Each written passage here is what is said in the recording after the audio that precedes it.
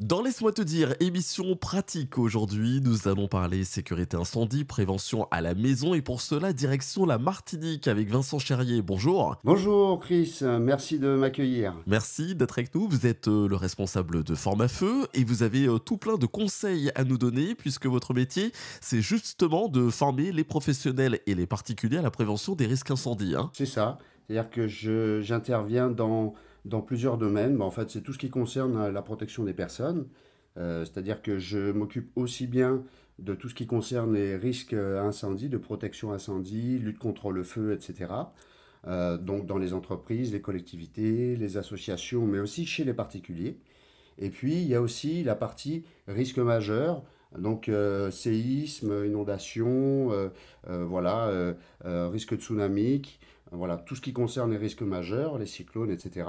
Et il y a aussi une partie risques psychosociaux, donc la gestion du stress et des conflits au travail notamment. Donc voilà, c'est un champ assez large, mais on reste toujours sur la protection des personnes. Alors parlons du risque incendie à la maison, Vincent Cherrier. Quels sont les principaux risques auxquels il faut être particulièrement attentif au quotidien? Alors, la plus grosse problématique se trouve en fait au niveau comment dire, des départs de feu à la maison qui sont bien souvent provoqués par nous-mêmes en fait. Un exemple tout simple, hein, quelque chose qui revient, qui est très récurrent, le chargeur du téléphone portable qui reste en permanence branché dans nos fiches murales. On a beaucoup de départs de feu de ce type, par exemple, parce que on vient charger son téléphone la nuit souvent, hein, pas de la table de nuit, et puis le matin quand on part, une fois qu'il est chargé, on enlève le téléphone, on part avec bien sûr, il est à 100%, on est content, mais on laisse brancher notre chargeur et il peut rester branché pendant des fois des et des mois. Et ça consomme en plus, hein. Voilà, déjà ça consomme. En plus de ça, ça peut amener une mauvaise charge à la batterie. C'est-à-dire que vous aurez beau le charger à 100%, il va avoir à un moment donné des pertes de puissance. Et voilà, ça c'est les premiers signes qui montrent qu'il peut y avoir un défaut de batterie.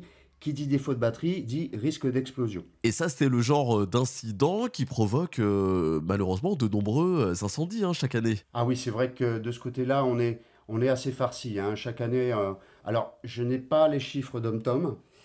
Par contre, en ce qui concerne l'Hexagone, on est à plus de 300 000 cas d'incendie de maisons, hein, donc chaque année.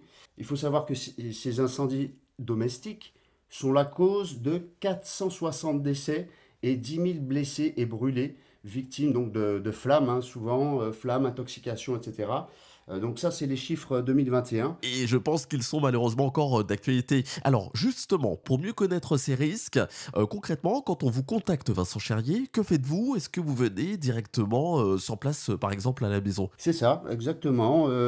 Alors d'abord, je prends certaines informations au préalable, hein, pour savoir un petit peu dans quel type de logement ils sont, que ce soit un appartement, une maison. Voilà, les choses ne vont pas être tout à fait à organiser, ne sont pas tout à fait de la même manière, hein, parce que par exemple, si on a un incendie, l'évacuation aussi, ça fait partie du jeu, hein, des choses qu'il faut mettre en place et à apprendre. Donc là, tout ce qui concerne d'abord les préconisations sur les petits risques, comme l'exemple que j'ai donné tout à l'heure, hein, pour le chargeur du téléphone portable.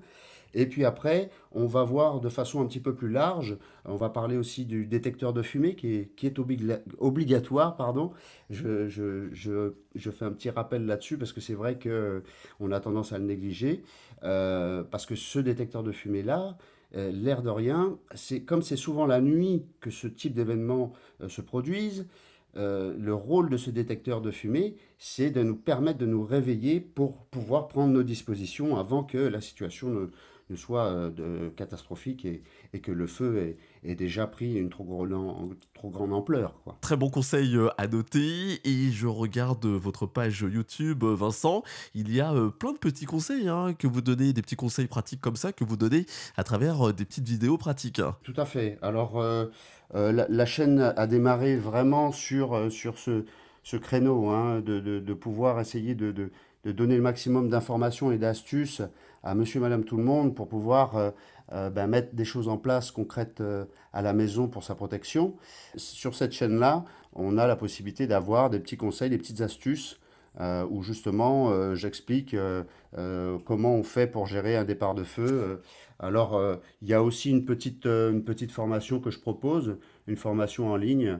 C'est une formation d'1 heure avec plusieurs petites vidéos où je montre différentes techniques pour pouvoir gérer un départ de feu, par exemple dans une poêle en feu. Quand on a de l'huile qui commence à rentrer en ébullition et puis qu'après la flamme arrive, ça démarre tellement fort et tellement vite que le premier réflexe que tout le monde a, c'est d'aller y déverser de l'eau.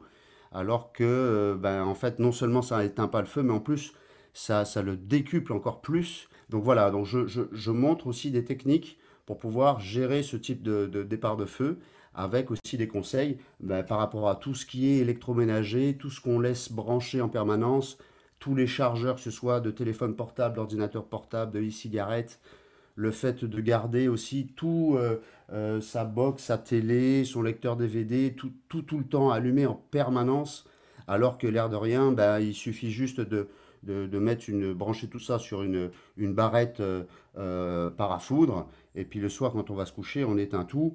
Ça fait de l'économie d'énergie, et en plus de ça, on prolonge la durée de nos équipements. Et on fait, comme on dit, d'une pierre deux coups, hein, donc ça c'est plutôt pas mal.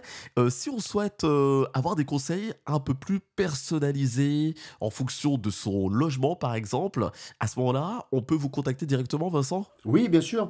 Donc, alors, vous pouvez me contacter sur le site formafeu.fr et ou sinon sur la chaîne Formafeu.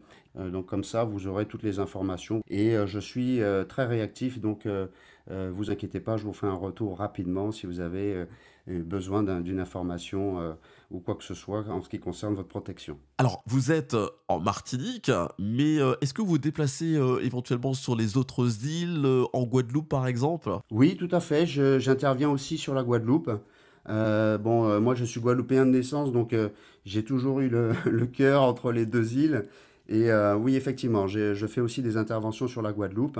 Mais voilà, ça, c'est vraiment mon cheval de bataille d'essayer de couvrir le plus largement possible et puis de diffuser, entre guillemets, la bonne parole, quoi, hein, pour essayer de sensibiliser au maximum les gens sur ces risques. Eh ben impeccable. Merci beaucoup Vincent Cherrier d'avoir été avec nous aujourd'hui sur Radio Transat pour nous donner des petits conseils pratiques, hein, des petits réflexes hein, comme ça au quotidien pour prévenir donc le risque d'incendie à la maison. Très bonne journée à vous Vincent Cherrier, à bientôt. Merci Chris, à bientôt. Merci beaucoup, à bientôt et vous retrouvez bien sûr le podcast hein, de cette émission sur radiotransat.fm ainsi que l'ensemble hein, des podcasts de Laisse-moi te dire. Bonne journée à tous. Hein.